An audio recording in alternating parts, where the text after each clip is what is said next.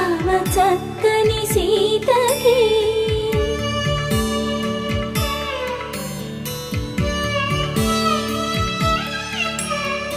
ఎర్ర జాబిలి చేయి